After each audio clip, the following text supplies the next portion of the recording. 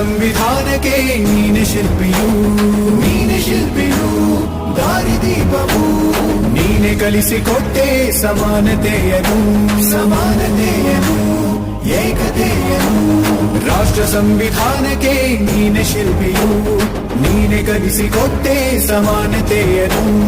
ನಿನ್ನ ಲೇಖನಿಯ ಬರಹ ದೇಶ ಗರ್ಜನೆ, ಒಂದು ಒಂದು ಮಾತುಗೂಡ ಭೀಮ ಗರ್ಜನೆ. ನಾಯಕ ನೀನು ಭೀಮರ, ಮಹಾನಾಯಕ ನೀನು.